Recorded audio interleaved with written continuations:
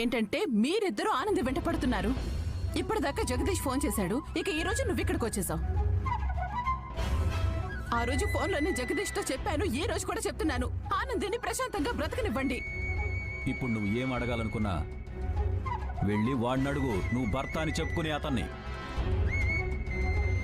నేను చెప్పినవన్నీ కూడా నిజమో కాదు అని వాడిని అడుగు.